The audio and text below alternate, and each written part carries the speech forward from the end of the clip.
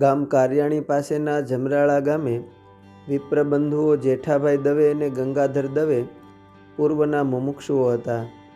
બંને ભાઈઓ શ્રીહરિ અને સંતો જ્યારે પધારે ત્યારે સીધું સામાન વગેરે લાવીને રસોઈ કરાવીને સૌને જમાડતા અને સેવા કરીને સૌને રાજી કરતા. એક વખત શ્રીહરિ જમરાળા પધાર્યા તે બંને ભાઈઓએ રોક્યા. શ્રીહરિ કહે કે હવે અમે ગઢડા જાશું. તો ગંગાધર દવે કહે કે મહારાજ લ્યો, હું મારું ગાડું જોડું ને તમે એમાં વિરાજો, હું ગઢડે તમને મૂકી જાઉં. શ્રીહરિ રાજી થયા એટલે પોતે શ્રીહરિને ગાડું જોડીને ગઢપુર મૂકવા ચાલ્યા. રસ્તામાં ચાલતા શ્રીહરિ ગાડે બેઠા તકા બોલ્યા કે ગંગાધર, આ બળદ બહુ સારા છે હો. એમ કહીને ગઢપુરના રસ્તે આવતા બળદને બહુ વખાણ્યા. ગંગાધર દવે સંતોના યોગથી સંસાર પ્રત્યે વૈરાગ્યવંતને સેવાભાવી હતા. ગઢપુર આવીને ગંગાધર દવે શ્રીહરિને દંડવત પ્રણામ કરીને બોલ્યા કે મહારાજ, આ બળદ તમે વખાણ્યા છે તો આજથી આ બળદ, આ ગાડું ને આ ગાડું હાંકનાર તમને અર્પણ. એમ કહીને પોતે બળદગાડા સાથે ગઢપુરમાં પાર્ષદ તરીકે સેવામાં રોકાઈ ગયા.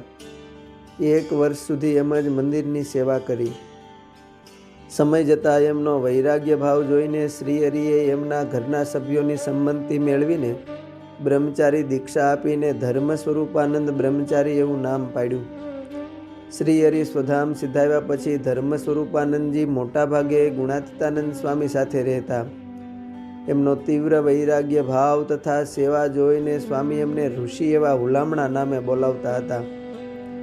એક વખત ધર્મ સ્વરૂપાનંદજી, ગુણાતીતાનંદ સ્વામી અને આચાર્ય રઘુવીરજી મહારાજ વગેરે સૌ મોટા સંઘ સાથે ગઢપુરથી વડતાલ સમયે જતા હતા. વાગડ ગામના પાદરે ઝાડના છાંયણે સૌએ ટીમણ કરવા ઉતારો કર્યો હતો.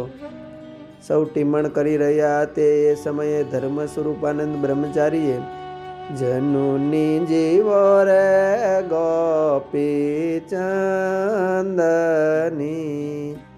પુત્રને પ્રેરો વૈરાગ્યજી,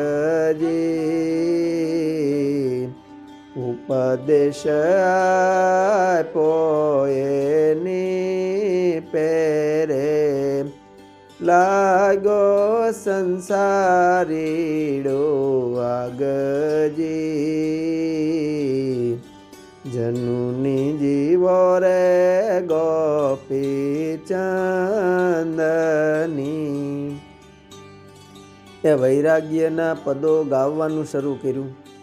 2 પદ ગાઈ રહ્યા ત્યારે ગુણાતીતાનંદ સ્વામીએ પૂછ્યું કે ઋષિ, આ તોપું કોઈની સામે માંડી છે કે આકાશમાં ભડાકા કરો છો?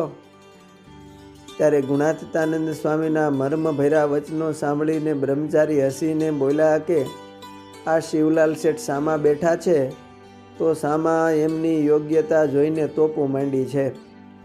ગુણાતીતાનંદ સ્વામી પણ હસી પીડાને બોલ્યા કે 12 લાખનો આસામી ને એના બાપનો એકનો એક વારસદાર છે ને તમે એના સામું નિશાન માંડ્યું. પછી બ્રહ્મચારીએ કીર્તન બોલવાનું બંધ રાખ્યું. આમ ધર્મ સ્વરૂપાનંદજીની યોગ્ય વ્યક્તિના ગુણની પરખ બહુ સારી જાણીને આચાર્ય શ્રી રઘુવીરજી મહારાજ વગેરે સૌ બહુ હસ્યા. અસ્તુ. જય સ્વામિનારાયણ. બ્રહ્મના ઉપાસક બ્રહ્મચારીઓમાંથી